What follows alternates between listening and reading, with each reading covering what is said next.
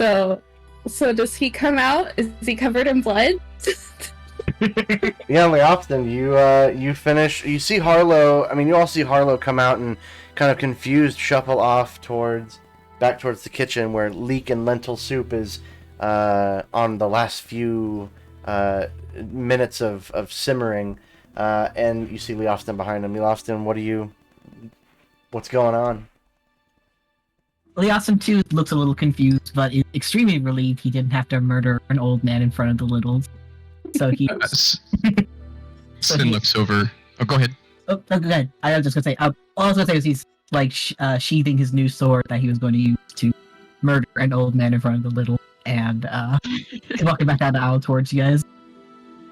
Sin looks over at him. He's like, I wasn't sure if you wanted me to add the green onions yet.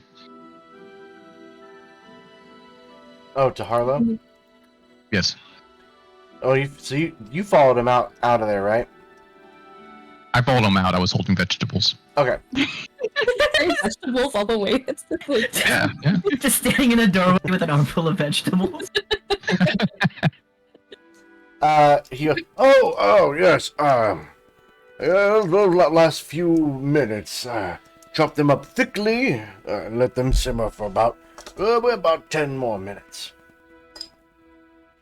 And he walks off into the kitchen. Okay. Prudence, tilts her head down and looks at the package that's in Leofton's arm. And what is that you have there?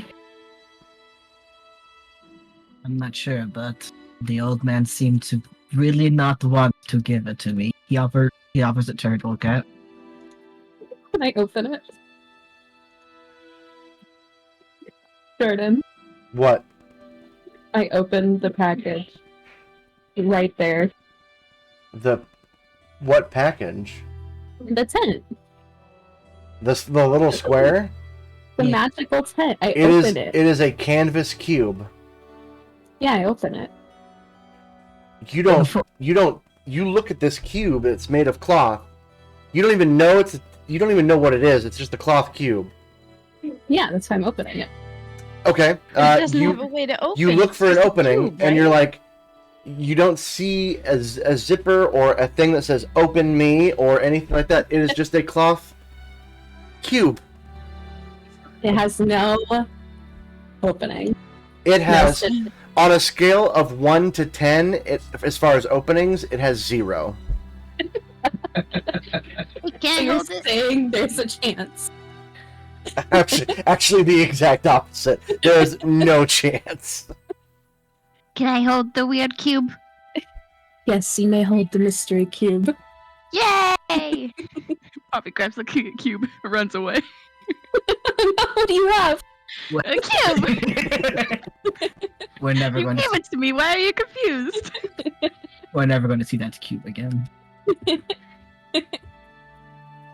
So he just gave you this cube that has no discernible use and gave you no instruction. Leofton shrugs. I'm not sure he was the one keeping it from me. Seems my father was having a laugh for himself. Okay. Alright, daddy puzzle. Got it. A what? What'd you say? Well, I makes tired Viking sounds. Alright, well, she claps her hands. I am starving, and I am so much over these rations. I'm going to head to dinner. And then He also wants soup. I don't know if I should eat. I feel a little weird after that. weird how? Oh no. It just feels weird. Like, I don't know. Tummy hurting? No. Maybe. I don't know. It feels weird. Well, do you want to talk about it? If your stomach could have a voice, what do you think it would say? Hello, Prudence. How's it going? No. Let's get a wiggle on. I run away with the cube to the kitchen. There's no effect with that cube. If anybody's going to figure out what it does, it's going to be Poppy. Tendy kind of gently pats. They can't reach very high on Leofston, but they gently pat like his hip soothingly and go, Leofston has very nice cube. Yes. Is very nice. It's just like he shrugs, but like the expression on his face, not actually shrugging. He looks very concerned. Thank you. I mean, maybe after dinner we could throw it at something and see what happens. Then comes back in, and he motions to Poppy. A host would like to know if Wicked requires a plate. Oh, Wicked, do you eat? Wicket, I've been feeding you stuff, but I don't know if you actually eat. Wicket looks over and goes, I've been trading it to local wildlife for various trinkets and small items. Smart, you little businessman. Oh, businessman. What do the wildlife have to offer? That's So insider. much. That is. I know, I don't think she can that's hear it. insider trading. It's inside trading. It's illegal. Not in Midgard, it's not. I could be locked up. Wicket just looks over and goes, I can't go back to jail. Tendy either. We can make a plate so that he can share it with the animals around here, but I don't think every time I give him a cookie, he kind of just gives it to someone else immediately, so. Okay. I guess we'll put one down if he wants something he can partake. I guess. Okay. Oh, I got this cube! That's my cube. It's mine now, it's not in your hands, is it? Wicket kind of does it do? hovers over to the cube.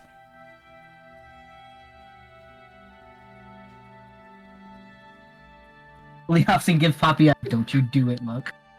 I'm not gonna give it to him.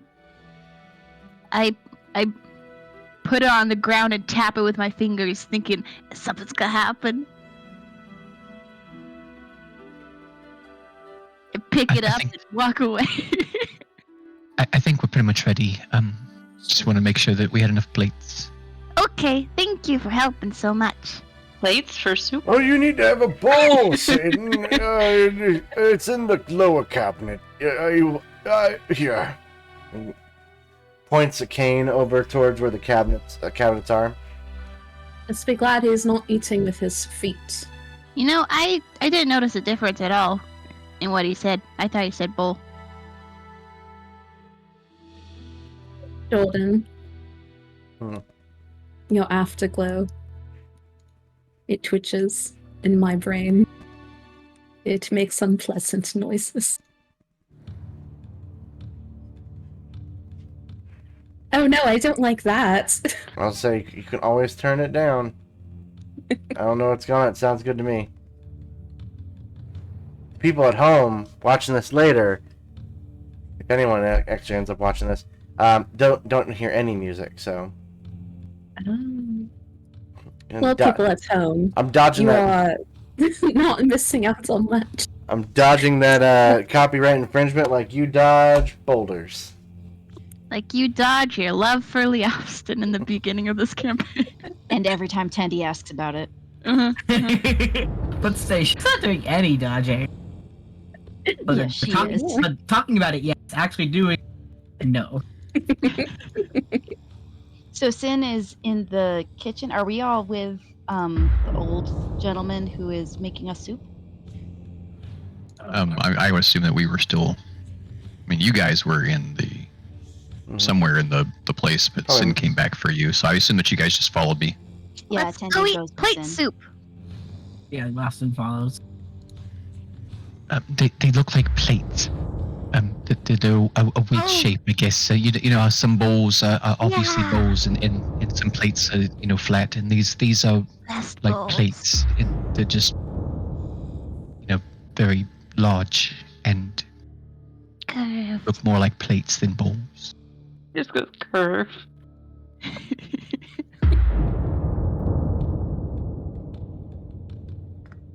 Okay, let's go eat. I'm hungry. Yes. Could you perhaps put the cube on the table so I can ponder it? Poppy takes it out of her hat and puts it on the table. This is just about as good a time to check as if anything. Everyone go ahead and give me a perception check. Oh, I'm Boy, I good don't at like those. that. The perception check for the cube. You know, the best thing would be, it's good that I at least ask, but there can be times where I will just make you guys roll a perception check, and I'll be able to see results. This would be a great time to point out, by the way, Poppy, Yeah. that you have a certain ability now as a Right! demigod that Yeah. allows you to re-roll natural ones. Would you look at it jumped out of Oh, my nope, thing never mind. and also Nope, that was was a also a 1. That's funny. that was No, it's That's Yeah. all 15. Okay.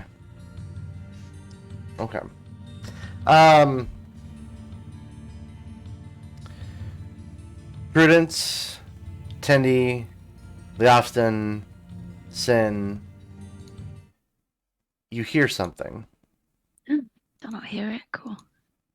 Is it my tumbly rumbling, full of leak and mental stew? Oh, I keep hearing. Is that like? Oh, you're doing that on Breathing? purpose? that's what we hear. I thought I that was was. wondering what that was. I kept getting real quiet because I was like, maybe he doesn't realize his mic is doing it. I thought it was the shoes in the dryer. If I knew that, I would have called it out earlier. It's okay, guys. We don't need to pay attention to it. It's the shoes in No, the dryer. no. I likewise with the various voices that I could potentially end up using. I have a soundboard, and so now I'm being able to put in certain sounds that could enhance the experience of Dungeons and Dragons.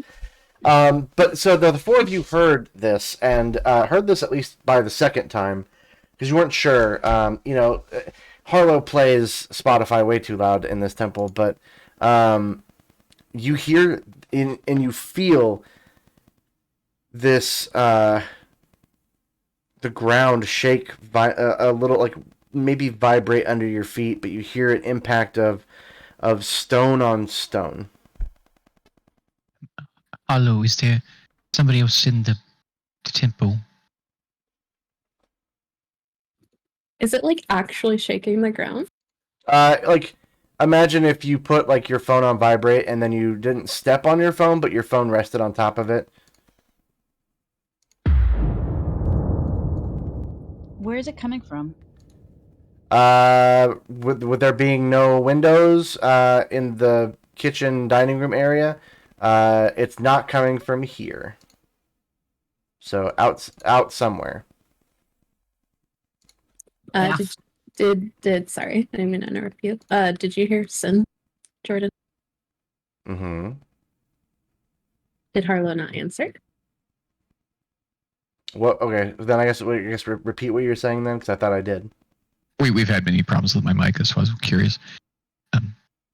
Harlow, is there somebody else in the temple? Oh, I thought you were asking your compatriots. Sorry. Harlow was. No, you're the first visitors I've had since I've come up here for the last few weeks. What is Leofston gonna say? Leofston kind of like curls his lip and starts going outside to go investigate. Ah, Prudence Where- follows. Where are we going? I thought we were pondering the cube. There was a noise. There was? Do you Are you not sure it hear wasn't it? your stomach? No. Listen very carefully. Okay, I'm listening. Wait for it. I don't hear anything. Am I supposed to hear something? Wait I think for they it. just were trying to Okay. just sneak off together. Okay. Did you hear it? Hear what? Oh, damn it. Tendi goes with Leofston. I mean, I guess I'll follow you, but like, Poppy grabs the cube. I don't trust anyone else to ponder this cube. Walks away. I guess excuse us, Harlow, while we check on it. Oh, what is it? what seems to be the matter? There's- It's like a vibration. It sounds like rocks. Is it like a good vibration or a bad vibration? Mark Wahlberg pops up and Good goes, vibes. "Hey, only good vibrations here. Kick it, Does Bucky it- Bunch." More like Does a it sweet feel- sensation, I would say. Ominous. Is the sound meant to be like something breathing? Is that what the sound is? No, it feels like it sounds like stone on stone, as if something is causing two very large stones, so large to shake the ground. In fact, shake. Okay. It sounds like something's between a rock and a hard place. Hey. This is Mara's new thing. I love this new thing. This is good. You should keep it up. Prudence looks up at Leofston and says, what if just this once we just ate our soup and ignored the dangerous noise? That wouldn't be very you, would it? Tendy thinks that is boring. Teddy goes on. Well, Would actually appreciate it. We worked really hard on the soup. And I we was so looking forward to eating it off of a plate. would enjoy it for as long as whatever that sound would let us, and then it would probably crush our skulls, and then we would stop enjoying it. Is that the better answer? I like my answer. Is it possible? Is there like a hill around? Could it be like a rock slide? We're on Should we top- be taking cover? We're on top of a mountain. Probably just shoes and a washing machine, guys. Calm down. That sounds likely. We make it outside. Or wherever It's the a noise giant is. Just because the Washing rock machine side was excuse me. below us doesn't mean we wouldn't hear it. Oh my god, is that a dryer? You rock-headed man. You open the front doors to the monastery. Just as the front entrance that goes out beyond the statue that's in the center, the ceiling towards the front crashes to the ground. Large chunks of stone broken off from the roof as just massive amounts of earth just crash down and knock the statue off of its side. And debris has now kind of filled in various sizes of rocks, all in the front of this building, but there's still no sign of any immediate danger. The rounded object that was the statue that was in the center has fallen off of its axis and does begin to start to roll away. Towards the monastery or away from it? Away from the monastery. And if you're at the top of a mountain, there's only one way that rounded giant statue can roll, and that's downhill. I'm sorry. I think you meant down mountain. Downward. The pounding, though, has stopped.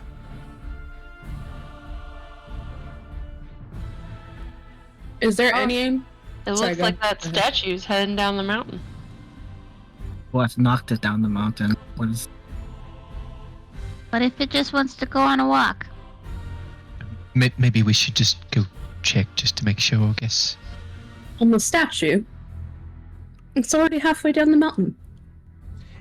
Yeah, I mean, with as long as this exchange is going, probably. Do we, I'm where's the... Never mind, I found it.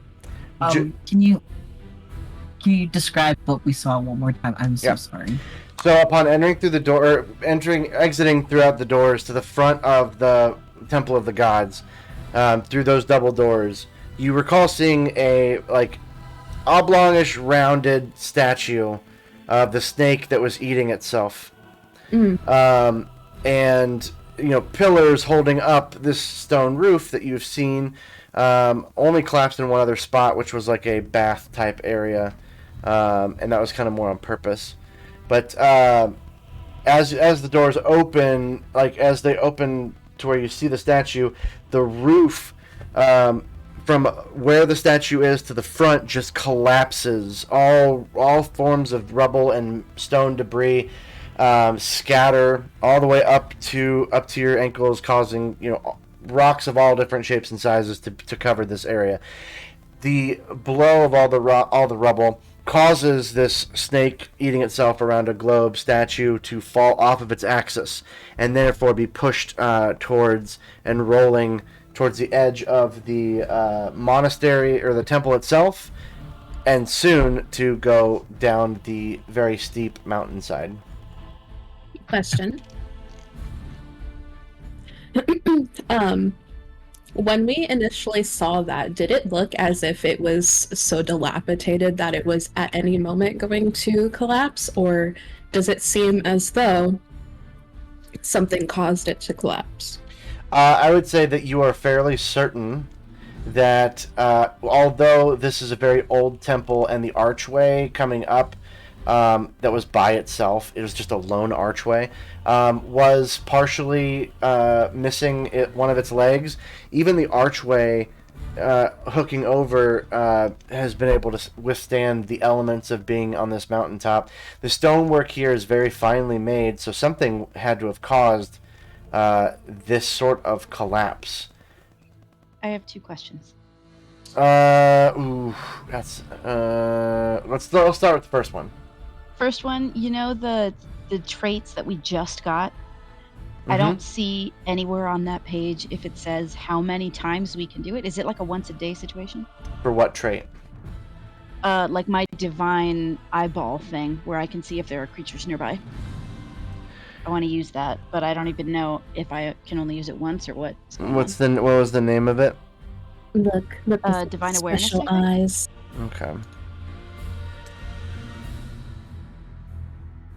Just pin that link in the other chat. Yeah, no, that's like an always thing.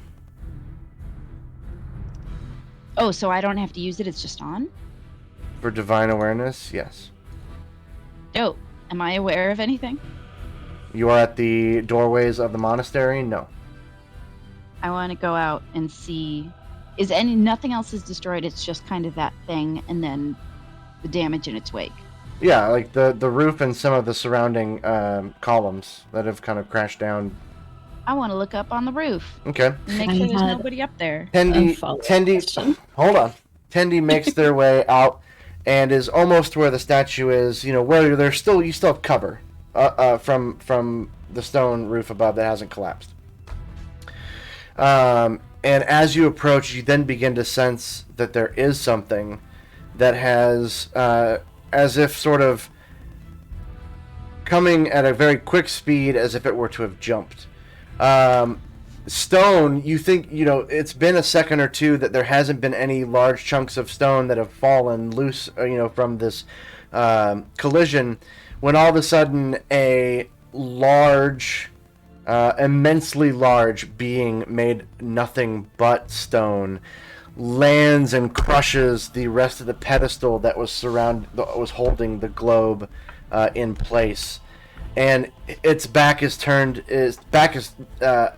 you as it's facing outward, and it lands in that sort of superhero sort of pose with its fist kind of and knee blocking the ground, and it stands up, and its expressionless stone face just slowly turns back around in a stony, jerky function or manner, and it looks down at you, Tendi, and up to the rest of you with, again, just a stone dead face.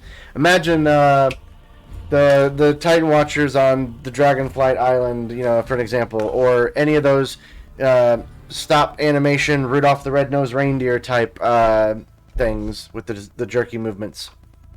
But this immensely tall and large stone being begins to put together its fists to prepare to do a slam, and we will Hard go. pass. I'm going to use feline agility and get back to everybody else. No, thank you. Sure, I'll let you be able to run back, and we'll have everyone roll initiative after that point. Tindy runs back.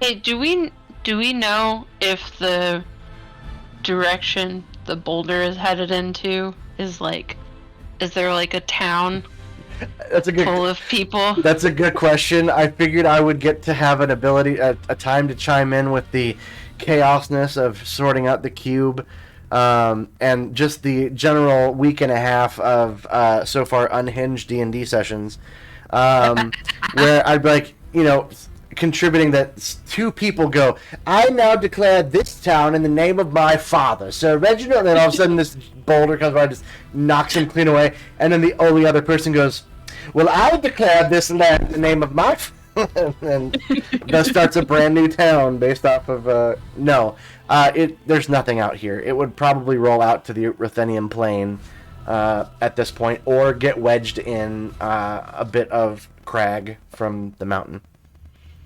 If it doesn't make it all the way down. Okay. Well.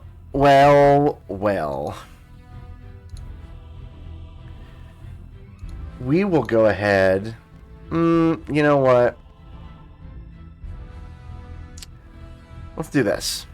We're going to start combat. Tendi, since you ran back with your feline agility, do you want to do a... Is that an action to do, or is it just part of a thing? No, it's just a movement. Okay. And you have to be... Don't you have to normally be 0 feet of movement at that point to do feline agility? No, I could do it. Okay. After that, I cannot do it again until I stop moving for a turn. Okay, so you don't want to do any action or anything like that? If we said that I want to do a spell. Okay. Can I do a spell? You can. I'll let you do it. I always roll highest when I don't want to. I want to do enhance ability on Leofston, and I think I'm gonna do Bear's Endurance. Hang on, I am learning how to roll this one. This is a new one for me.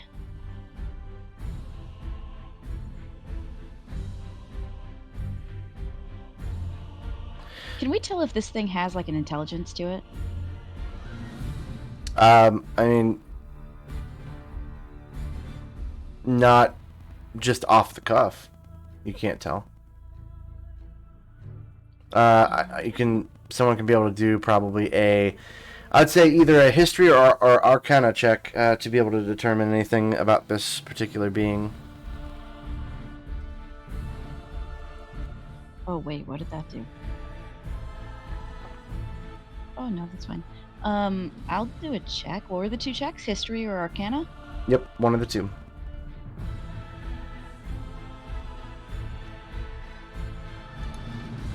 And your ability, by the way, just so everyone else knows, enhance ability has varying things that would be able to enhance certain things about one another. And so, looks like you have enhanced ability of the Bear's Endurance. Yeah, Bear's Endurance, which does, he has advantage on con checks, and he gains 2d6 temporary hit points, which are lost when the spell ends. I have to concentrate on the spell. So you will want to make sure. Is it concentration? Do we? I can just keep track of it. I know that I'm using it. This is a new one, and I've wanted to practice it. So. Yeah, this one. Normally, you would have the concentration on you. I don't know why it would say that it's got it on Leofston. Does he have it on him? He does. He has advantage on checks for Constitution, and it says concentration. So let's assume that right now that it is based on you. If you get attacked, you take damage. Mine. Yeah, then and not him taking damage. That would affect the concentration. So we'll keep an eye out for that when it comes to it. But okay. Anyway, I know everything about this dude. You do. You even know his name. What's his name? Is it Stone Golem? I'm sensing he has initiative of 19. No, it's Steve Austin. Oh shit! That's his name. But no, this is a Stone Golem. So you know everything about this. They obviously they display great variety in shape and form, cut and chiseled from stone to appear as tall, impressive statues. Although most bear humanoid features, golems of stone can be carved in any form the sculptor can imagine. Ancient stone golems found in sealed tombs or flanking gates of lost cities sometimes take the forms of giant beasts. Golems are made from humble materials of clay, flesh, bones, iron, or stone. So you know there are very different types of golems themselves. Golem has no ambitions, no need for sustenance, feels no pain, knows no remorse, and it is an unstoppable juggernaut existing only to follow its creator's orders, and it protects or attacks as that creator demands. You get to know 5 things about this, about stone golems in particular. You want to give me the list of things? Is it like weaknesses? Good that lord. kind of thing? Yeah, things it's good at, things it's bad at. The resistances, immunities, special attacks that it, is tales have been told over. I mean, the list could be more exhaustive than that, I'm sure, but you just tell me, you just let me know, does it have any special sight? Can it fly? Things like that.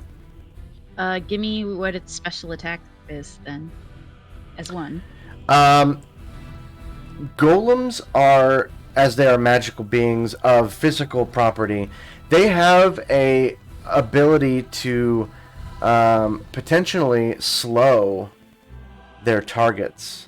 As they are meant to typically guard things, they will slow them in an effort to subdue them by, beating the shit out of them.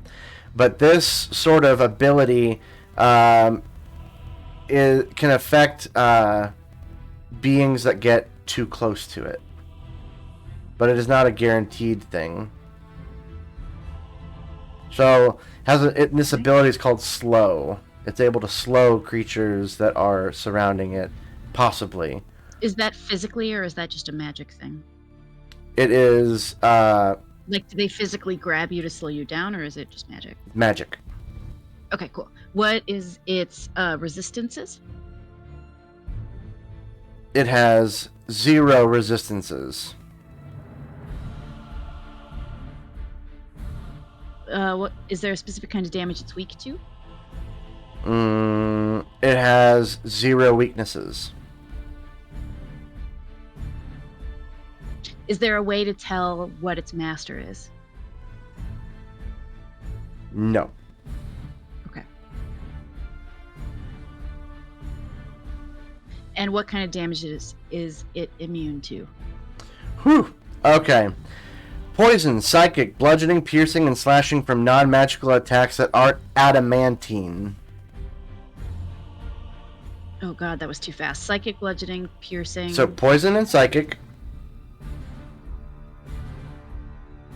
And then bludgeoning, piercing, and slashing attacks from non-magical attacks that aren't adamantine. Even if it's done with a magical weapon? That would be a magical attack. If you had a adamantine weapon, then it would also forego the damage immunities. Are monk attacks magical? Let's consult the... No, they're not currently at this level. Maya says maybe with the gloves. The gloves are not a weapon. They're just an item that you wear. Immune to those, huh? But I'm a weapon. You are correct, but no, those are not weapons. Your fists are weapons, and key-empowered strikes become something you get at 6th level, and you haven't had time to attune to those gloves anyways. Dang, you right, though. Mm-hmm.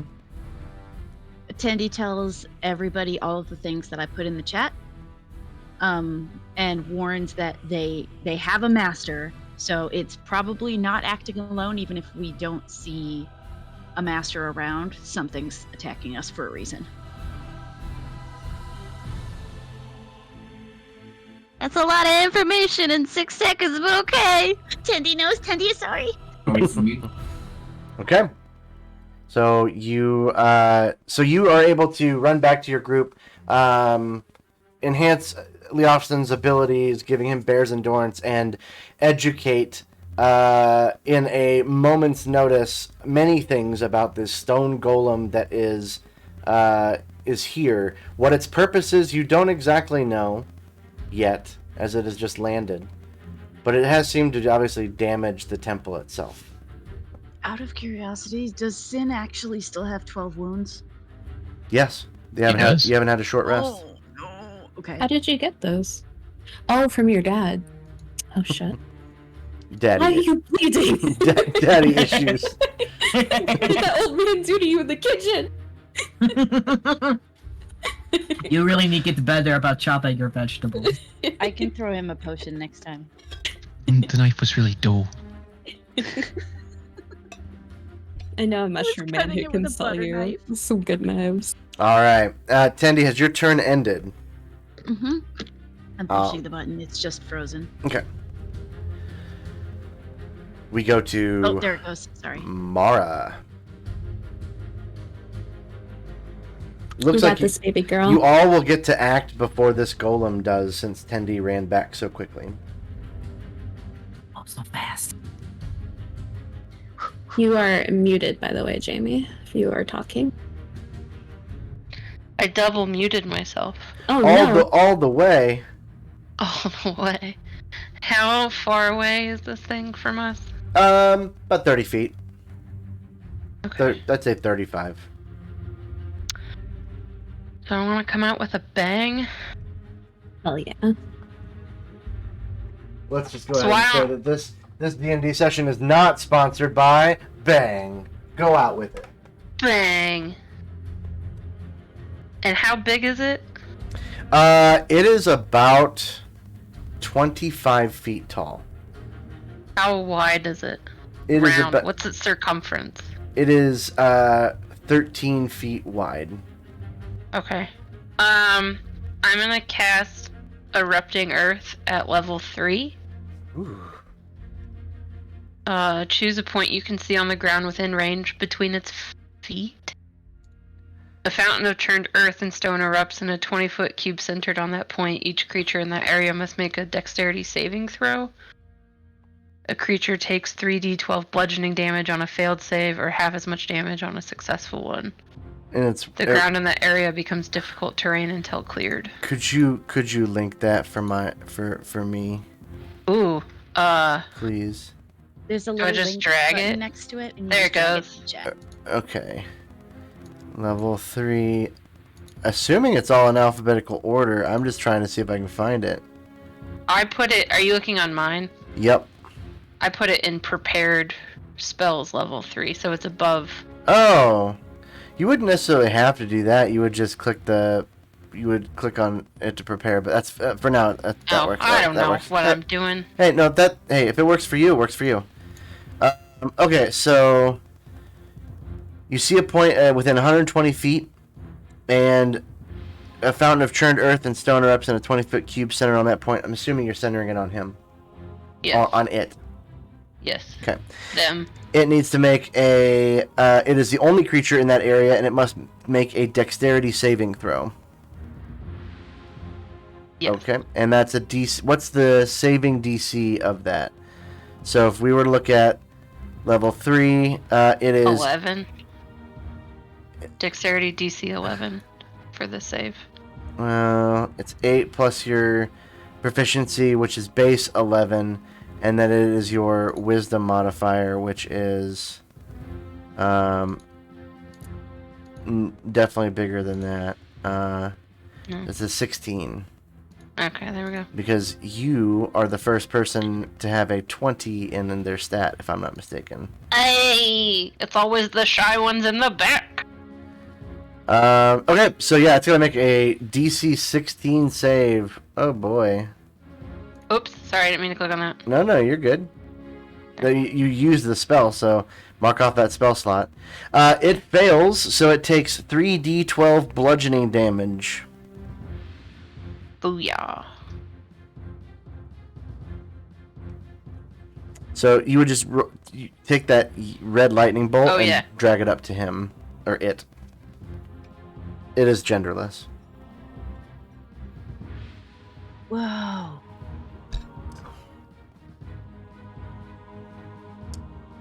Okay. So that was... Hold on.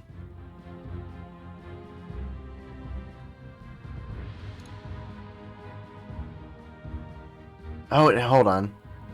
My bad. I forget it has... It does have advantage. So let's see if it just happened to get past it. Nope, it did not. That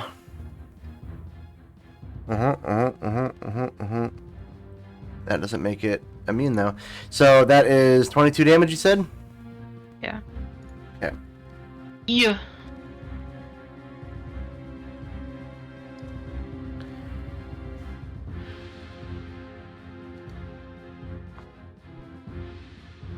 Hold on one second.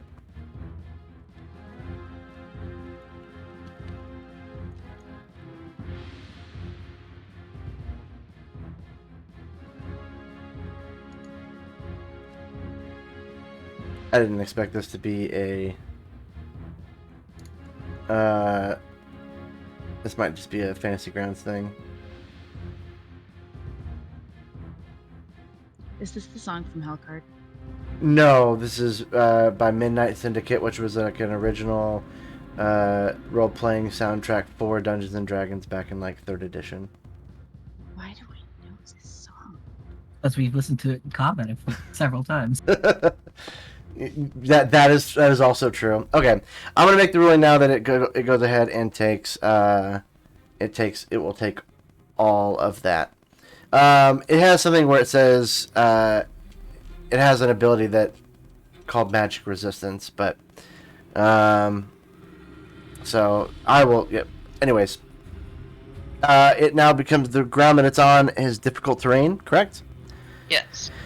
And it takes a long time to clear by hand if people were to actually clear. So you make the difficult terrain that is kind of in the area even more difficult terrain, especially around the pedestal that was the stone pedestal that was holding the globe statue. Yes. Okay. Where are you in relation to this door? I'm like, I was following, so I think I'm behind everyone. Just my hindquarters are probably still in the open doors. Well, I mean, I'm assuming that nobody has fully stepped out yet because Tendi went out and then came back. I'm behind everybody. Yeah, you have plenty of range. I just want to know, like, we'll need to figure out who's going to be who's where in a bit. But okay, you had plenty of range for that, so you're good. Okay, are you moving or nope? Nope, I'm gonna stay right here. All right, we go to Poppy. Okay. How far away did you say it was from the door? From the door, 35 feet. 35 feet. Okay. The area that we're in, we have a picture of that, right? You've sent a picture of that a while ago? Like 2 sessions ago? I sent a picture to the voice chat, yes. Okay, I find. The voice chat's different every time. Oh. I didn't know that. That's Yeah, weird. because it's a new event every time. Okay. Yep. I think. Is that right? Maybe that's not right. Maybe I don't know what I'm talking about. Okay, well, I want to get out of the way of the door. I don't want to be in the door anymore. I'm gonna kind of like fly up and like go towards the right, kind of sticking to the wall a little bit if I can, but I don't want to be directly next to anybody. So you're going immediately. You're going outside. Yeah. And I'm going to cast Hex on it. And hex it for strength. I forget if I put this on. I'm guessing I put it on it. Okay, I put this on me. And then I put this on it. Okay. And then I'm going to Eldritch Blast it. Okay. Okay.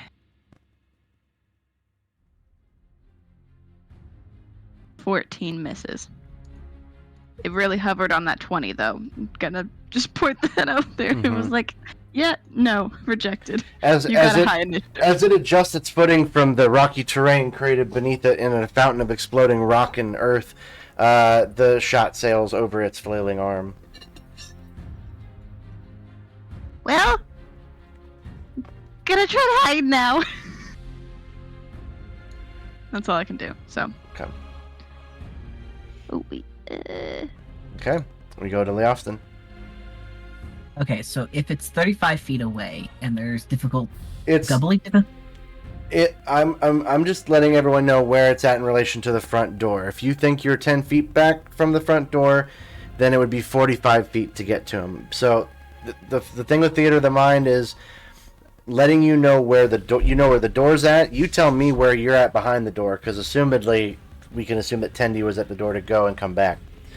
I would imagine Leofston would have opened the door and maybe taken a few steps out before. Okay, I don't think I heard anything prior to that, but sure. I mean, I didn't know. If you want to get to it, what do you want to do? So I want to start making my way towards it, but I also need to draw my sword and shield.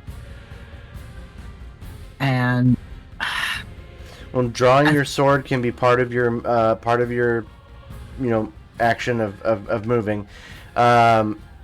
You get that anyways, but then you can interact with an object which can pull additionally the shield, but it's going to take an action, I believe, to don a shield.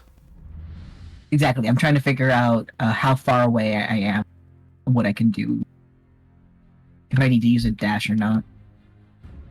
Well, if you were already outside, if we're going with that, and it's 35 feet away from the door, then you should be able to get to it. Even with difficult terrain? No, you're right. Let's see. If you were 10 feet away, 25 feet, so 10, 20, 30 would still get you up to it. Okay. And Poppy, if you're flying, we need to have something, a status or something that indicates that you're flying. I don't have a status. I know. Well, I'm saying we're gonna need to work. We need to have something, that will help me know that you are a flight. All right. If I can make it to him, then Leofston's going to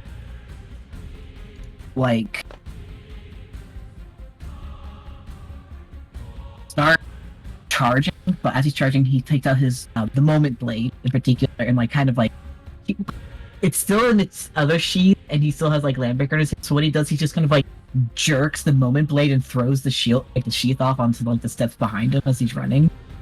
Dons his shield, but as he's running, he starts growing bigger, and the horns erupt from his helmet, his tusks, and he starts getting bigger, and he uses his first giant's might as he makes it. As he's on his way. Okay. And then for my clarification, my double attack is part of my attack. I can't it's not like I get 2 actions. I just have 2 attacks with my 1 action. So the best way to look is to go to your abilities and look at extra attack, because I think I went over this with Angie earlier, and I think it makes sense. So it's the first sentence on extra attack. You can attack twice instead of once whenever you take the attack action on your turn. You have a attack action, a move action, and a bonus action, if you think of it that way.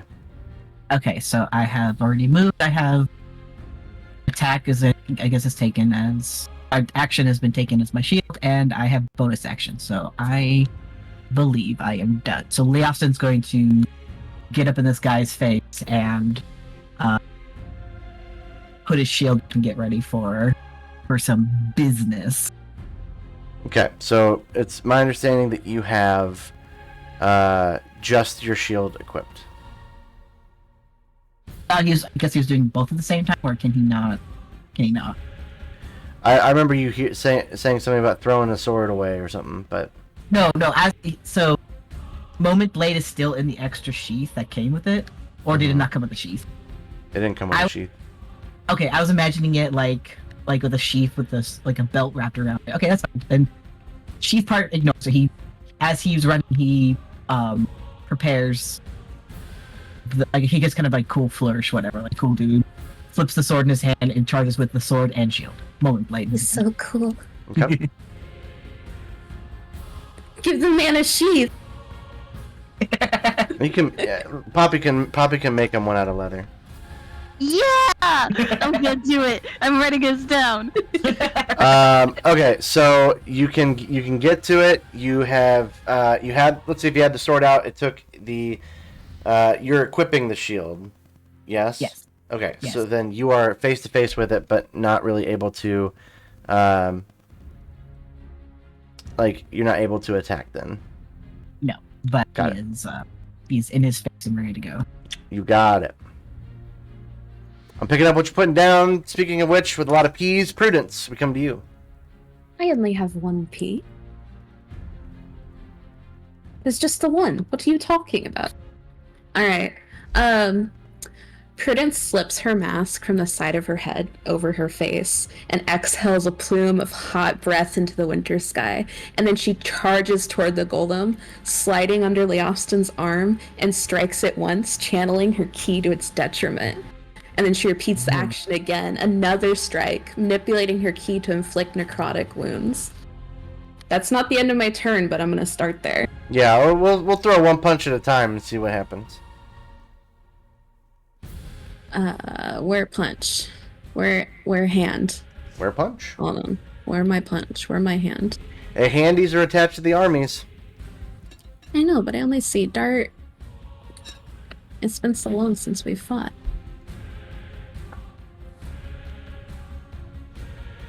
Ah, there it is.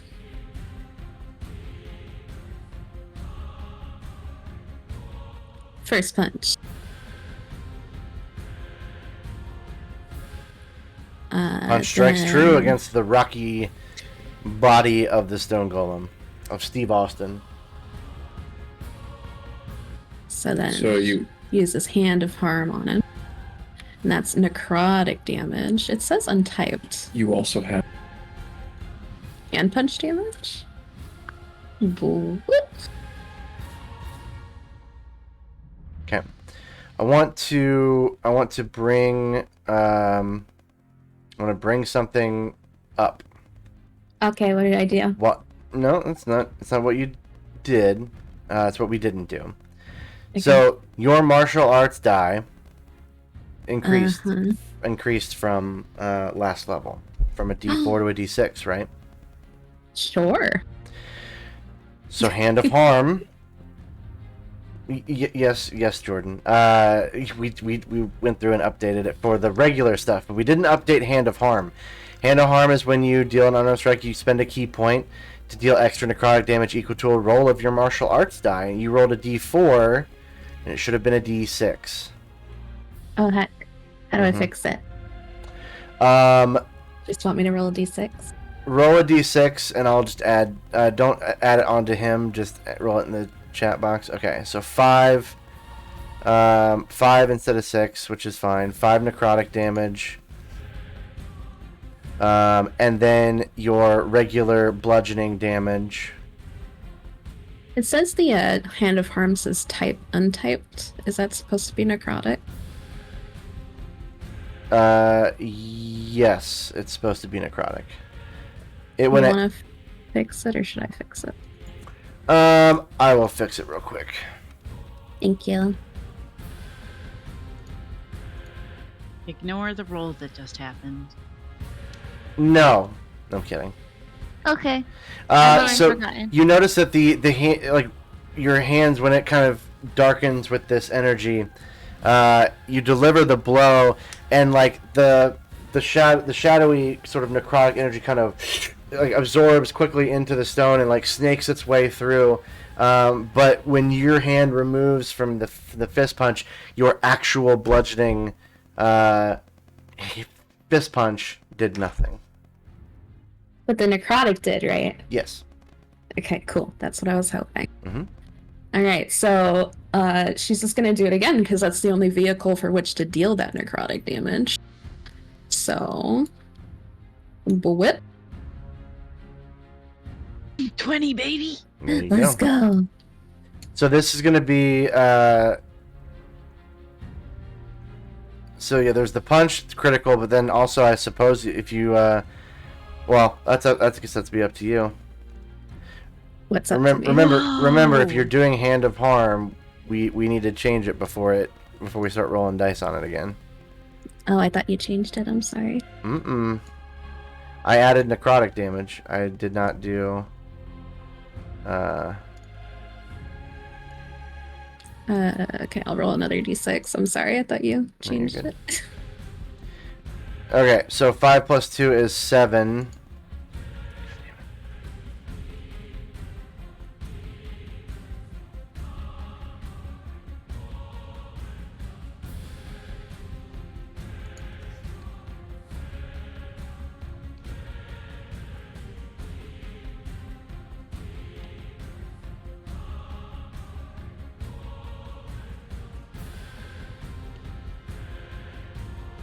Okay.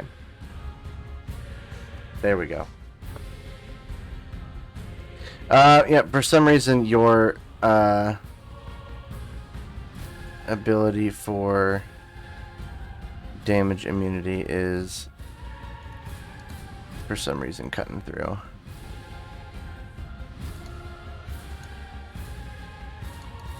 But I think we're good. I'll just have to keep track of it the old-fashioned way. Okay, so you deal two blows to it. Again, the necrotic, like little snakies, the energy itself spreads and like weaves its way through the stone of the golem itself. Okay. Before I finish my turn, do I have enough energy, or movement rather, to get back to Sin? Sin is inside the door. That was a question. Correct. Sin was like one of the, I guess, last people out, so he would be at the door. You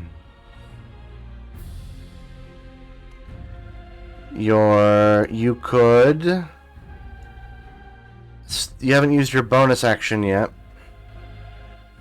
So you could spend another key point and dash, which will get you back there. I don't know if I want to do that. I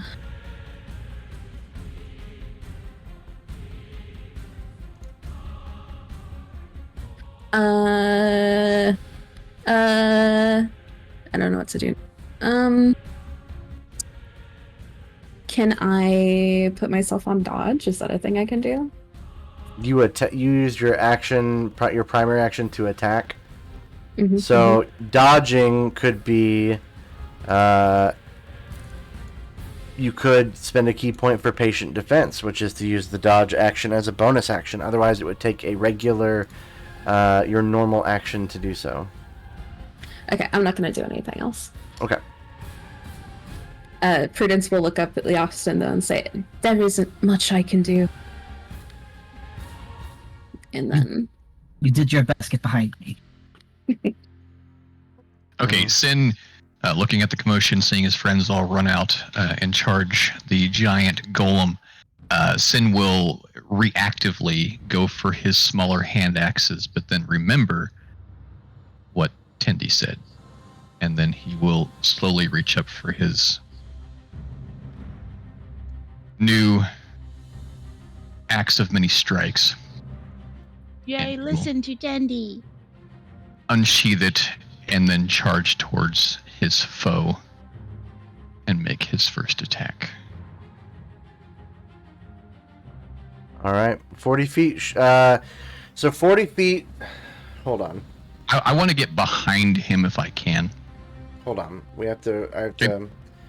Everything outside of the door on the ground is difficult terrain, and we all need to make sure we can remember this. So. because of the snow? No, because of the rubble everywhere. Oh. Rocks everywhere. So every 5-foot square would be 10 feet to be able to move. So we have to think about if if the stone golem is 35 feet away and Leofston presumably is there, then it would be 10, 20, 30, 40, 50, 60 feet to get 70. It's basically double the movement. So if he's 35 feet away, it would take 70 feet of movement to get to the golem. Was everybody else already just worked the way out the door? Leofston was outside, at least by 10 feet from, but everyone, I'm assuming everyone else is inside the door.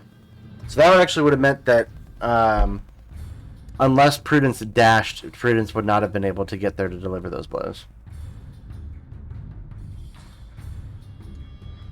Okay, I'll just Sin will grab his axe and he will I guess investigatively, knowing that he can't quite reach, he will go. Let's see. He's gonna look for a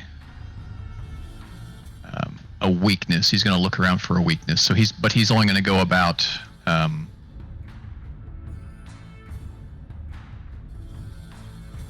Okay, he can only get about 15 feet forward, can't he?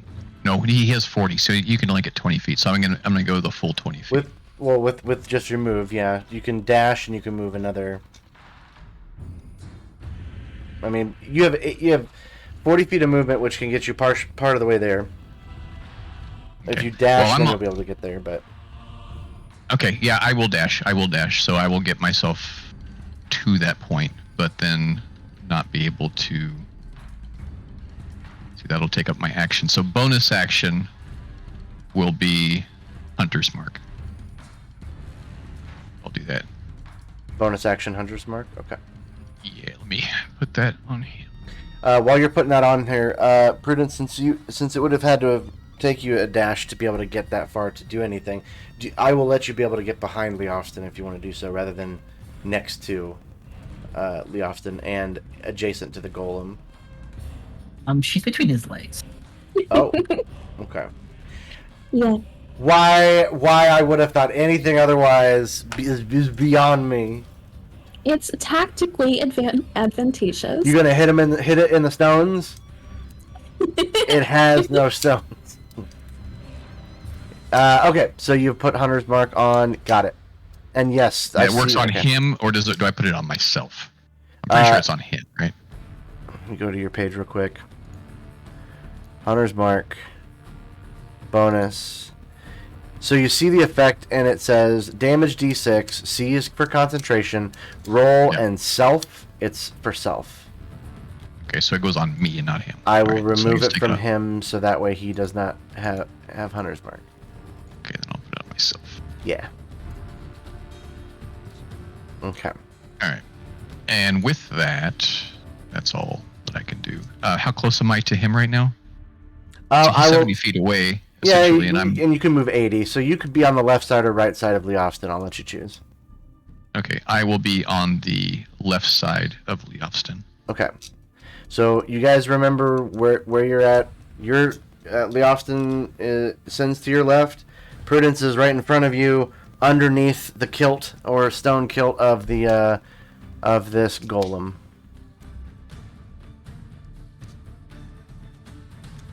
But I mean, as far as it's a very tight fit. Oh, Wicket's gonna give Poppy the help action next turn. Okay, let me see here.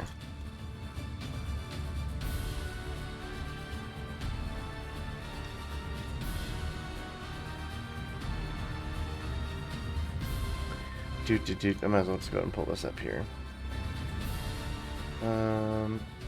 Because maybe this will help me as well. Help. Action.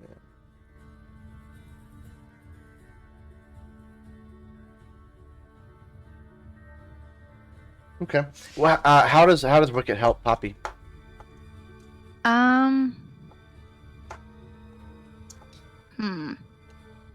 That's a good question. I was gonna do something magical, but it looks like he doesn't actually have magic, weirdly enough. I think since he's just more intelligent than Poppy by quite a bit, he just notices that Poppy's arm is not in the right place. Her aim is just completely off and like kind of nudges it to try to help. You have to account for the wind. So, are you looking to try to get advantage? Yeah. Okay. So, So this would mean, and we have to make sure we bring this up so I know kind of where Wicket's at too. So help can essentially when using the help action normally, creature gains the creature that you aid, would normally gain advantage on the first ability check and the next ability check it makes to perform the task you're helping it with. When it comes to alternatively, you can aid a friendly creature in attacking a creature within 5 feet of you. So this would be if you're attacking at range. Let me see. Poppy, or basically, Wicket would have to be within 5 feet of the creature, the stone golem, in order to be able to give you advantage. So how would he help me if he's within 5 feet of the creature, like 30 feet away? So again, we'd have to look at what the help action does. So I'll read the whole thing, and then if there's questions about it, I guess we can go through it. But the help action says you can lend your aid to another creature in the completion of a task. When you take the help action, the creature you aid, so Wicket helping Poppy, gains advantage on the next ability check that it makes to perform the task you're helping with, provided that it makes it before the start of Wicket's next turn, which you would. Alternatively, you can aid a friendly creature, Poppy, in attacking a creature within 5 feet of you, Wicket. So Wicket would have to be 5 feet, like basically adjacent to the golem. It says you feint, distract the target, or in some other way help team up to make your ally's attack more effective. If your ally attacks the target before your next turn, Wicket, the first attack roll is made with advantage. So to help you with your attack, Wicket has to be adjacent to the thing that you're attacking. Dang, every single game I've played in has done this wrong then. Yep. Since the beginning of my D&D time. Yep. So I guess since I don't want to put Wicket in harm's way, he's just not in this battle. I mean, Wicket is a magical being that can come back whenever you want him to, but... Yes, but I'm playing Poppy Honeyblossom. That is quite true. And that that rules out every other excuse. Perhaps a role play with Wicket to get to understand each other a bit better, and have him say, "I'd be more than happy for you to kill me just so you can kill them." But yeah, that is technically that is technically how the help action works. You have to be the way you want to do it can work, but the stipulation would be that Wicket has to be next to it. Every game that I've played in so far, we've had the person, the familiar that's helping next to the person they're helping, and not by the target. Yeah. We've even done it like this. Anyway. I know, but otherwise, Wicket is Wicket has hit points that will never truly really have much of an issue. I like that. I don't want him to die. I know he won't actually die, but it still hurts me. Right. Emotionally. I understand that. Okay, we go to the stone golem. Okay. Stone golem has Prudence sort of wedged underneath. I am behind the Austin shield. You are between his massive arm. Okay. I will touch on that mechanic later on. I put it in the chat a while ago. I don't read the Discord chat if it was there. Sorry, I didn't want to interrupt. No, you're good. You're good. We'll work on that later. Regardless, Leofston is essentially base to base with it, and Sin is to the left. Prudence is somewhere down there. The stone golem has its arms kind of collected in a bashing sort of sense, and will ignore all three of you as it walks to the nearest column over to its right, your left, if you're facing out of the thing. It can be able to get to that particular column that is still standing, still holding up a bit of the roof. But since it leaves all three of your threatened areas, you are allowed, if you wish, to take an opportunity attack. Yes. Yes.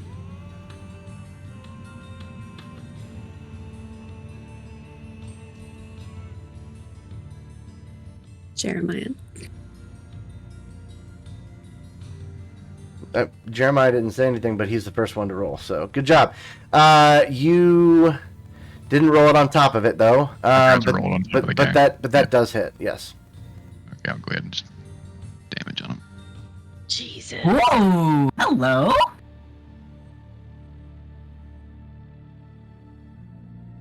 Okay. So... Wait, doesn't my thing activate? Hold up. Okay. Sin went ahead and rolled first. So your great axe is a magical great axe, correct? Correct. Okay. And you didn't roll it on top of him? I did. Oh, you did. Okay. But it, for some reason, resisted. Okay, got it. It might have because I didn't do the first thing on him. Got it. That's all good. Okay, got it. So that is your attack. Now, Austin, you rolled second. You rolled a critical hit with your blade. Yeah. You did. Congratulations. First hit with it, too. You can be able to roll double damage, as is the norm, with Does that mean critical hits. Does that mean I can just do that? Hit die twice. Since you already crit against it, you roll rolling your damage normally, like as you would normally, will roll double damage for it. Yes. Okay.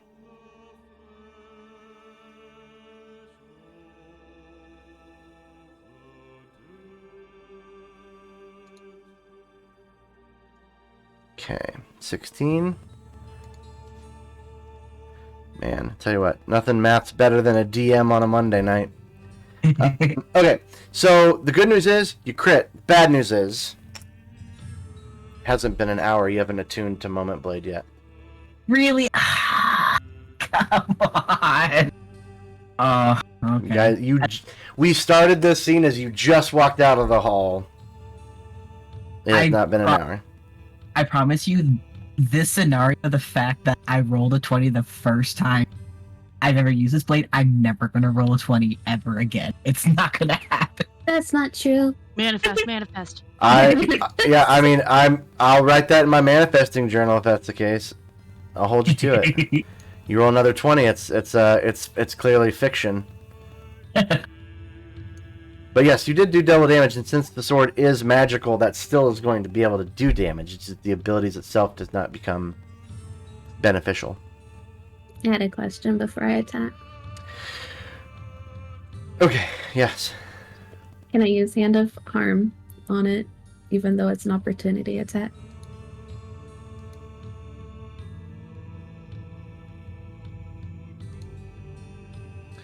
Is it part of an attack action? I'm looking at the wrong person's character sheet. It says when you hit a creature with an unarmed strike, Sure. you can spend. Yes. Well, Yay. I mean that's how you would. It doesn't say it has to be during an attack action, and it says you can use this feature only once per turn, which, by the way, wouldn't have allowed you to Hand of Harm. But since it's its turn, you can Hand of Harm it. Does that make sense? You can only Hand of Harm once per turn. Okay, sorry. No, you're good. It's okay. I missed anyway. It's not okay that you missed. But either ways, the stone golem, it goes over to the column with 15 feet of... basically, moves the 15 feet, which costs it 30 feet. And it takes its arms and just slams it up against the column. One to the left, one on the right. So the first First attack definitely hits. The column takes that much damage. Woof. It then attacks again on the other side of the column. Absolutely hits. That's more. Yep. And the column crumbles. More of the stone roof that was being supported by this column collapse, causing more debris to scatter off of the balcony and further along the outer rim, as it is going counterclockwise. If you're thinking that the way you're facing, which is south technically, is 12 o'clock, it's going counterclockwise as you exit the temple. You don't mathematically know how many columns exist around the sides, but you know that obviously if this thing looks like it is going to go through and tear every column apart that it possibly can. Really, with no so far, even though it's only been one round, no heed or paying attention to any of you. We go to Tendi. You just answered a question that I had. Now I have to think about it. Oh. Do I have the ability to do a spell and also throw Sin a healing potion? Throwing. Or are they both an action? If you were to hand it off, that would be an interact with an object action, but he is not next to you. If you're next to him, then you could hand it off. But you have to pull a potion out, don't you? I guess. So that would be your interact with an object action, is to pull a potion out.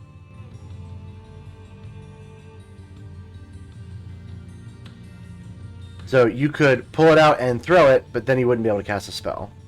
Or you can cast a spell, pull the potion out, to eventually go give it to him. Maybe not this turn, but you can't do all of those in one turn. I've still got quite a bit of hit points.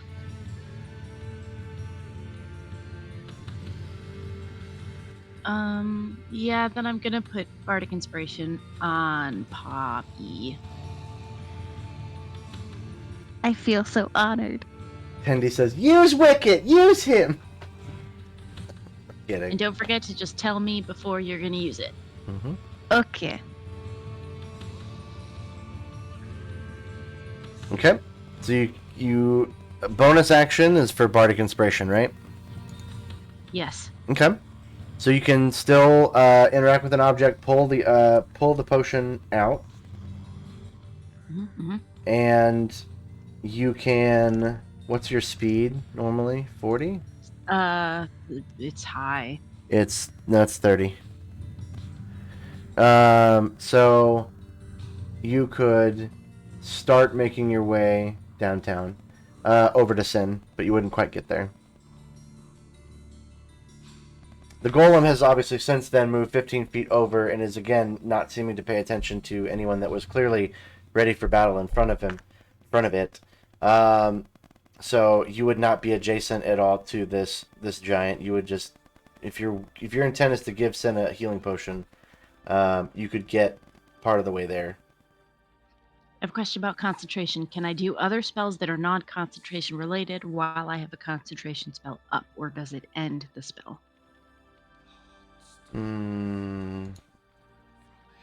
Spells that aren't concentration, you can use while doing concentration spells. You can't have two concentration spells going at the same time. Yeah. I see. Then I want to use Mind Sliver on this boy instead of potion. Okay.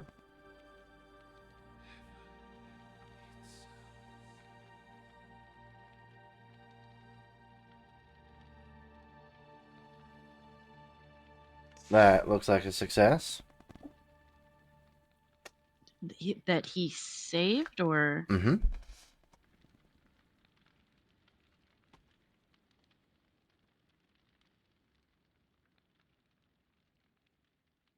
So does it do anything on if it No. succeeds? Okay. I will let you know before we go to Mara. So just to map out in terms of actions, used a bonus action to give Poppy Bardic Inspiration, right? You used your action for the cantrip. You could still interact with an object and pull the potion out, which I would recommend doing just because that way we don't have to do it later and maybe mess up the flow of things. But you can still pull that out. You could still even move because you have a move action that you could be able to do. Sin, do you want the healing potion? It's going to take me a bit to get over to you. Okay, I have a couple of thoughts. You have a ton of HP, and that's why I'm hesitating on doing it.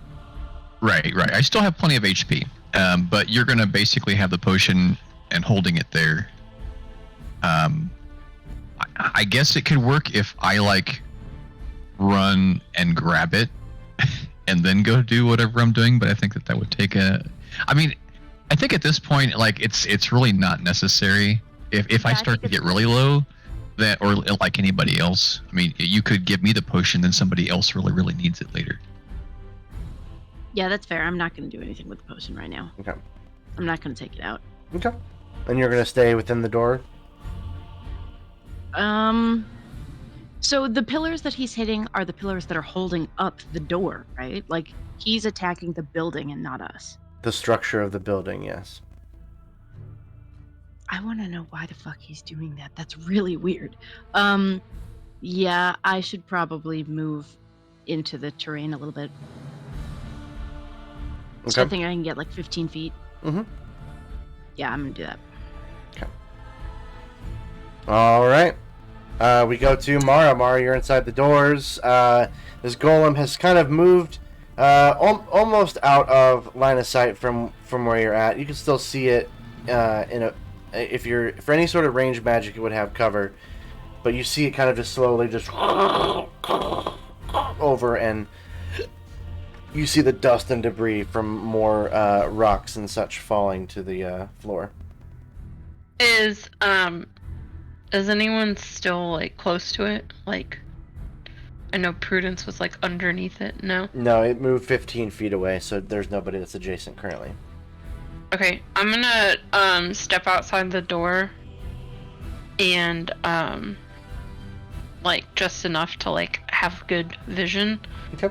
But I'm gonna cast Mire at its feet. It has feet, right? It has legs. It does have feet, yeah. Okay. Do you want me to link it again? Nope, I'm looking at it now. Now that I know where it's at. So you create a 10-foot diameter pit of quicksand, sticky mud, or other dangerous natural hazard. Creatures within the area when the spell is cast or that enters the area must make a successful strength saving throw or sink up to its waist and be restrained by the mire. Otherwise, from that point on, the mire acts exactly as quicksand. But the DC for strength checks to escape from it is your spell save DC. And a character outside the mire trying to pull another creature free, if you guys wanted to rescue it, gets a +5 bonus on your strength check against that DC. So, okay. So, nobody's surrounding. And you have, just to double check, you have either a vial of sand mixed with water. Oh, you've never made me use components before? If you have look, I can't remember if you have a pouch or not. I'm not being critical. I'm just reminding. Where is she keeping it?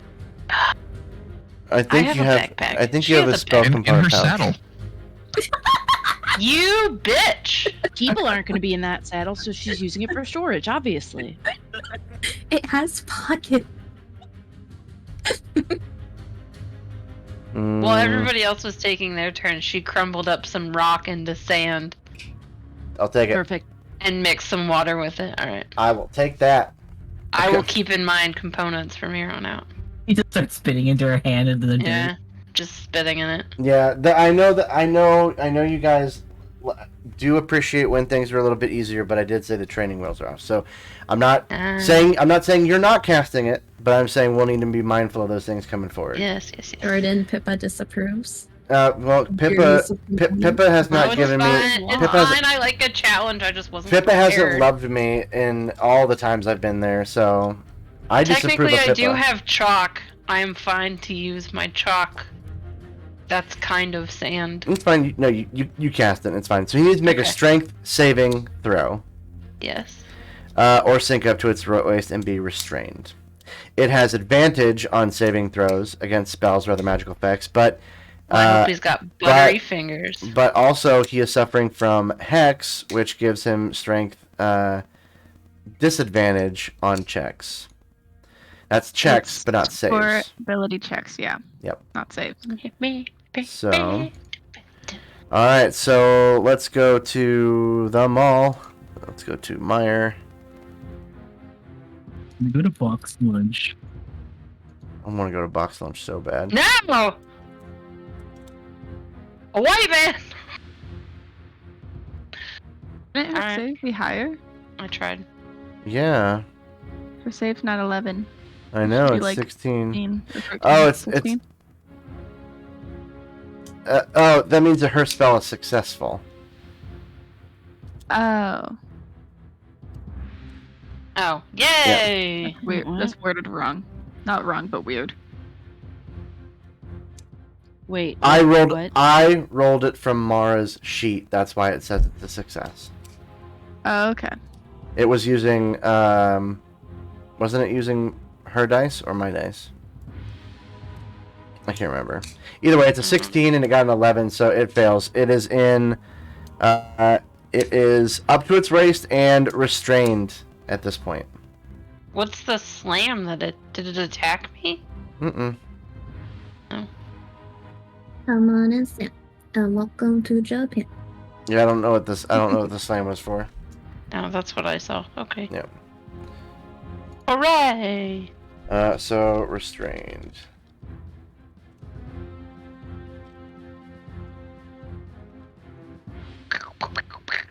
Okay, speed equals 0.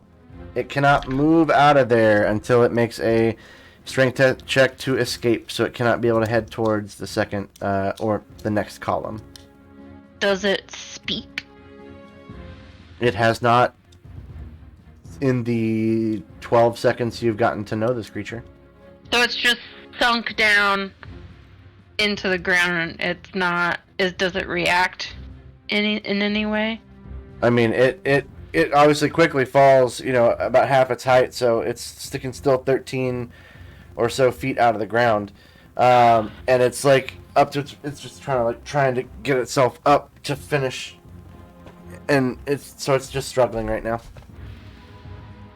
But it's not like looking around to see like what did that. Mm-mm. Huh. Can I tell anything else about it? Like, do I know what it is? Other than like, what do I know? What Katie knows? Yes. Yeah, Yeah, we all know. Yeah. Tendy, yeah. Mhm. Okay. Do I know its intentions? For that, you'd have to. With my daughter. Give me an insight check, I suppose. And I'll say with disadvantage, since it's kind That's of fine. yeah. It's a rock. With It do- disadvantage. It do be a rock. Oh, that's not where that was supposed to go.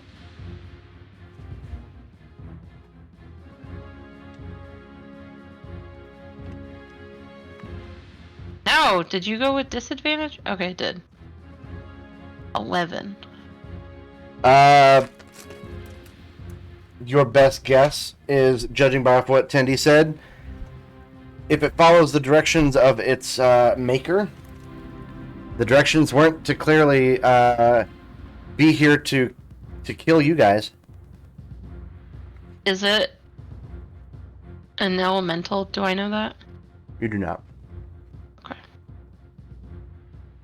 Okay, I moved. I did a spell. I think I'm done. Alright. We go to Poppy. Poppy, you are bardically inspired. Okay. Poppy has a turn. So I have a question about bardic inspiration. Yes. Do I have to say that I use it before I roll, or after I roll and before I know the result? I think it's the first one. Jordan, is that right? I feel like that was a house rule of you have to say it before the roll happens because I have to put something on you that will bardic inspiration affects a roll. So you have to tell me beforehand so I can put that thing on you so that it'll affect your roll. Does The that make creature sense? can wait until after it rolls the die for the ability check, attack roll, or saving throw, but before the DM says whether or not it succeeds or fails before deciding to use the bardic inspiration die. So Skylar, to answer your question, this automates things, right? So the reason why she has to know beforehand is because it'll say the result whether or not it hits or not. If you're rolling something to hit, then I suppose that would be fine. But if there was anything to be hit and then automatically something else happens after that, then it would be a lot more to undo than if that were the case. Does that make sense? Like if you just hit it with an attack, you roll to see if it hits first. That's pretty much fine. You can go, hey, I'm going to use bardic inspiration, and then the roll that Tendy can make would be what's the upon use? That's what I'm trying to see, the two effects that you've got, because I can't remember. It's 3. It's if it's an ability check, if it's an attack roll, or if it's a saving throw. Yeah, and the reason I think this is also because hers does something more than just a general bardic inspiration. Because of her being a creation bard. Yeah, you get extra stuff. Yes. So yeah, it would be better to know that you're going to, you're wanting to use it beforehand. It's easier to tell if it wouldn't have than all the automated stuff. So. Well, Tindy, I'm gonna use it. Okay, what are you doing? An attack? I'm gonna do an attack, but I'm gonna use it. Please hold. Let me put it on you. Okay.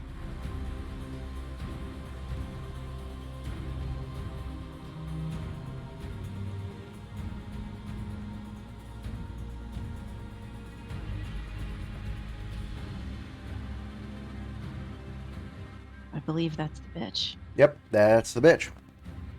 Okay, so for my action, going to Eldritch Blast. I did this wrong thing. So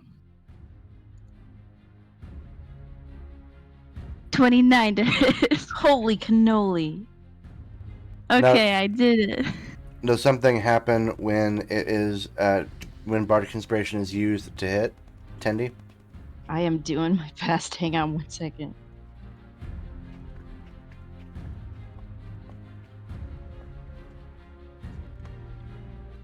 Attack roll immediately. Attack roll, the moat shatters. The target and each creature between must succeed a Constitution saving throw against your spell save DC, or it'll take thunder damage equal to the number rolled on the bardic inspiration die. Okay. So the target has to make a Constitution saving throw against my spell save DC. Okay. Otherwise, it's going to take 6 thunder damage. I'm trying to get to my spell save DC now. It's probably not an 18. I do not know, but probably not. 8 plus 3 is 11 plus your charisma. Probably might be it's a 14. Okay. So is it half damage, or is it save or take damage? No, I don't think nothing happens to it. Okay. If it did fail, though, Poppy, your Eldritch Blast would do damage plus 6, if I'm not mistaken, because that's what you rolled on the inspiration die.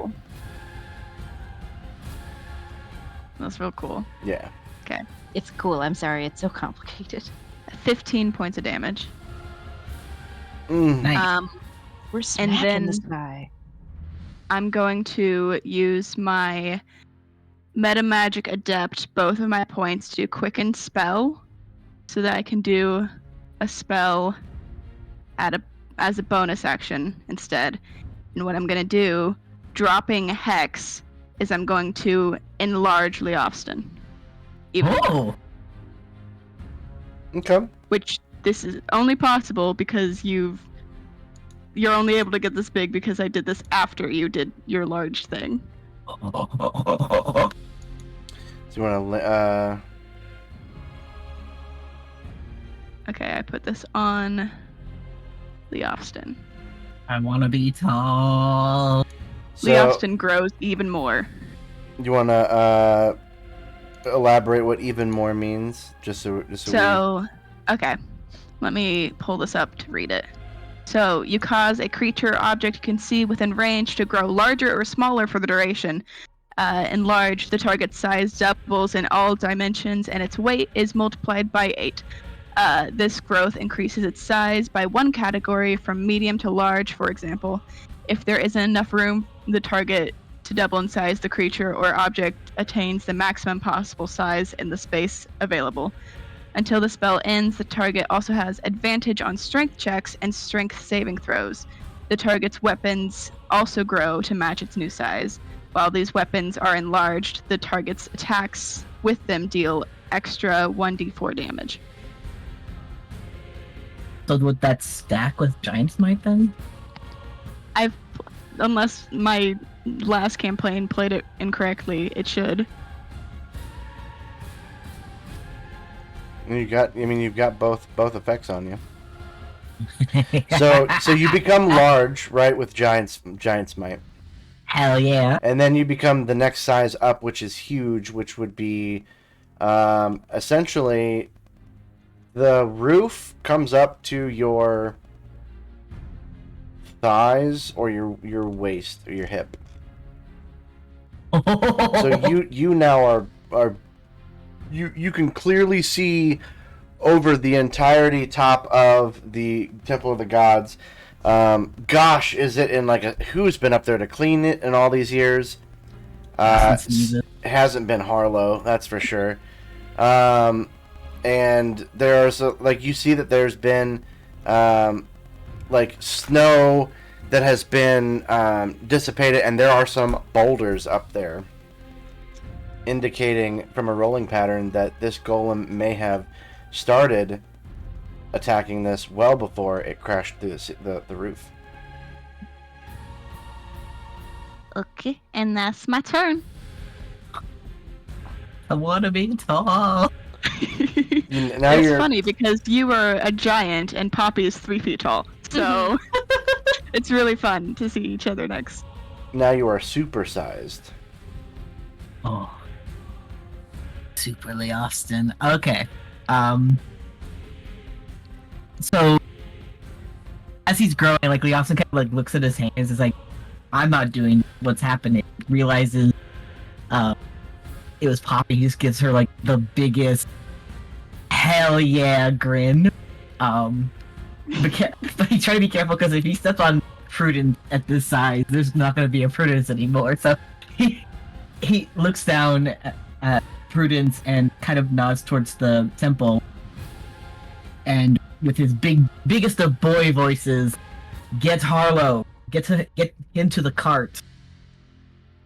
Perhaps you could throw.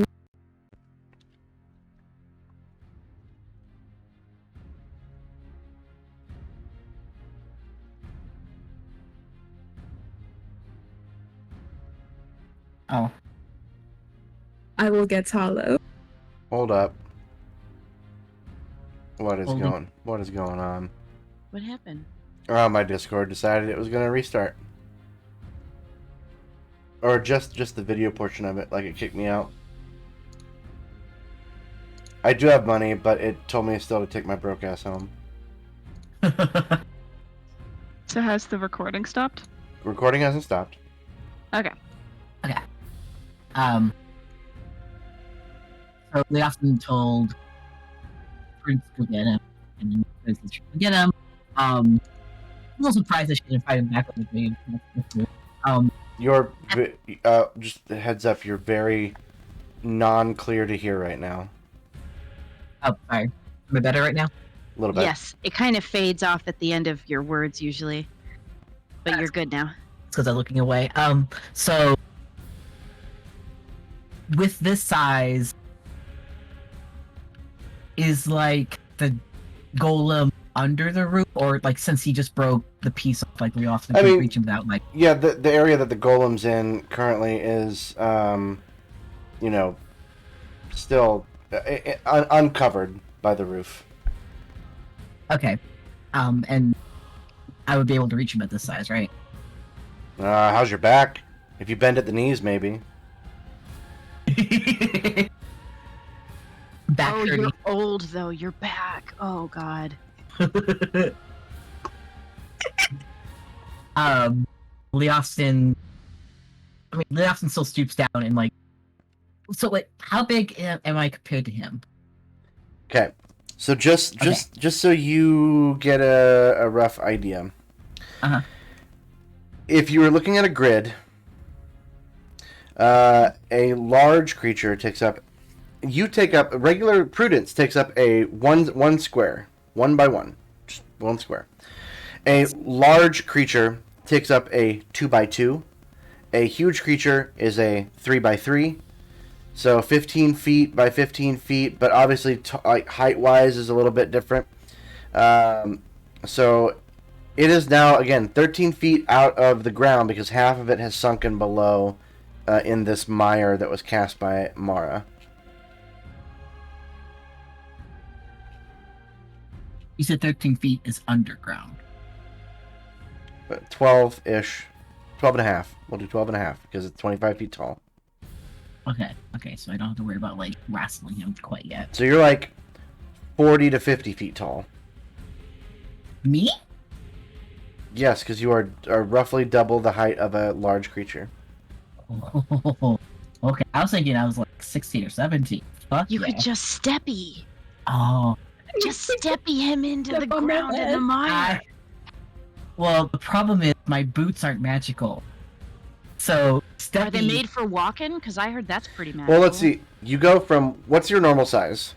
Like 5. Normal size is 69. 6 feet 9 inches. Nice. Nice.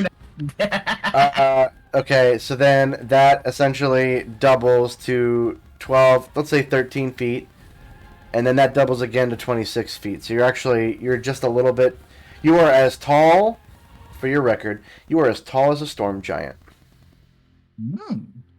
This statue was naturally 25 feet tall. So you would have, if you're standing face to face with it, you would have been like almost eye level. But now it is like at your waist. Okay. So, with my beautiful newfound powers, Leostin's going to catch up to the golem, and try to bring Moment Blade down onto its head. For twice. Actually, he can do it twice now. Mm-hmm. So, I'm working on it.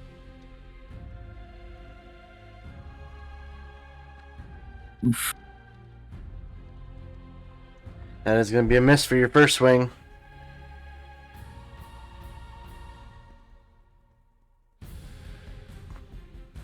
But a hit for the second one. Nice. The magical blade begifted to you from Thor connects to the top of its head, adding a chunk of missing stone to its skull as you knock some sense into it, or not sense.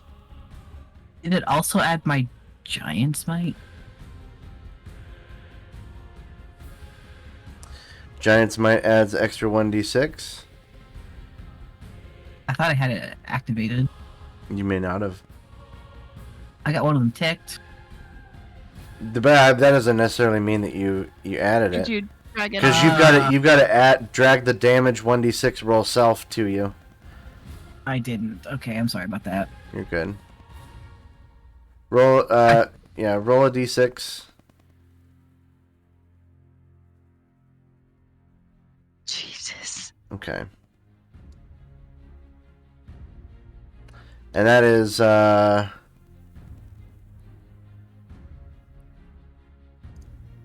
just added damage to that. So perfect. Okay. And I don't think I can really do much else. Yeah. He lets that other strike blow and kind of like roars, and it is the end of my turn. Okay. Prudence. Prudence. She's going to expend all of her movement to get to Harlow. As So you're gonna well as dash? her. Yeah, she's gonna use all of her movement. She's gonna dash, and she's gonna use Step of the Wind. So you're gonna do all three of those things, huh? Yeet. All right, let's take a look. So if you are going to, as a bonus action, allow you to dash as a bonus action, and you can move 40 feet. So it's going to be 70 feet to get back through the door, because 35 feet of difficult terrain is doubled. So that gets you with 10 feet into the door, and an additional 40 feet as you bonus action dash. So 50 feet in from the door down the hall. So while you're not necessarily... You see him like about 30 or 40 feet away, another turn away, kind of peeking out the door of wondering what is going on out there. And Harlow, come to me. We need to get out. And she like gestures. Okay. A lot of the smoke, not smoke, but like the debris, the dust from all of the fallen rubble has obviously whooshed into the hall and is making it sort of cloudy in there. But he sees, like, obviously there's much more light coming in there. But you can see like a fire flicker in the kitchen, and that's, you can see his outline. So, oh, okay. What? It seems dangerous. I will keep you safe. But you need to get out. I am afraid I cannot move as fast as all of you. Climb on my back. Let me die here. No, I've been married 40 years. Divorces are expensive. No, I'll have him go at the end of the round. Okay. Her intention will be for him to get on her back, and she's gonna piggyback carry him. Okay. Why are you smiling like that? I don't like that. What devious things do you have planned? I'm just gonna have to find out next round, or basically next week, because we're getting to that time. We'll get to the end of the round, and then we will call it. Sin, your turn. The stone golem is stuck in the muck. Okay. Well, Sim will go over and use his Axe of Knee Strikes. I did not get it on him. God damn it. Sorry. Oh, Sin, what are we gonna do with you? That hits.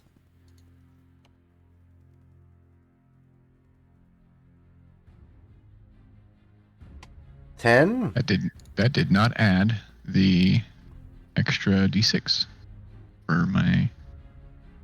You have to make sure that you have you've got that. It adds it per... was on me. What happened? It adds it per roll. Seriously? Yes. Okie dokie.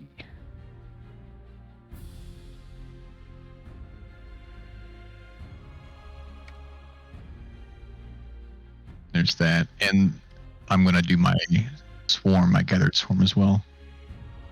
But I'll do this on him.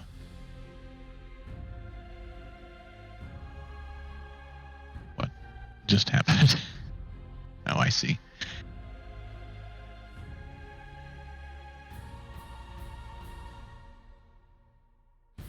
Here it is. Okay.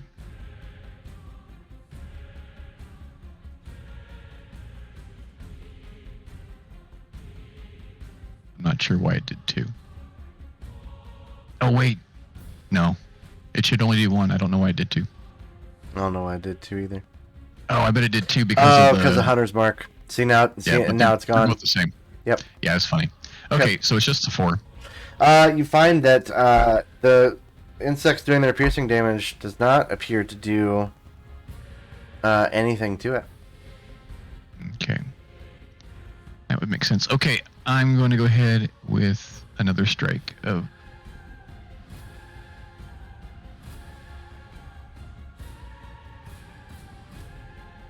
That's a hit.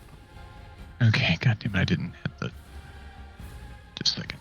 Add the friggin' Hunter's Mark thing again. That, yes. Yeah, we're getting it. We're getting it. That's the good part. Hey. There it is. All right, so... Okay. It has taken quite a bit of damage, but is still working its way of getting out of the mire. Okay. How much more movement do I have left? From where you went to where it is Where at, I was and you were on the to where left. You moved 20 feet. Okay, so I will move the rest of my... I will move back to where I was.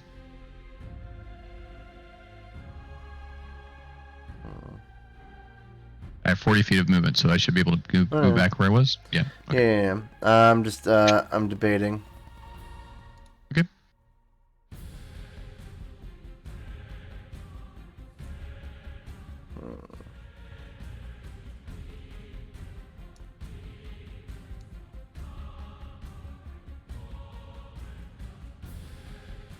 It uses its reaction to take its opportunity attack on you. But I swung. That's true. Yeah, you're with mobile. Which means I have mobile. I forget. I can't.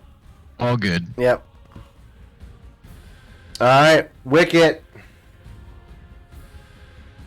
He's existing. God, love that for him. Mm-hmm. I strive to do the same every day. So, I mean, he can do things like he has claws and a short bow, but he's gonna go invisible. Mm. Mm-hmm. And then after that, nobody knows. Nobody knows. Not even the DM. He's Schrodinger's Wicket. He is both surviving and thriving, and not surviving or thriving at the same time. Okay. All right. So then we go to Harlow, who dashes and will basically just barely get to you.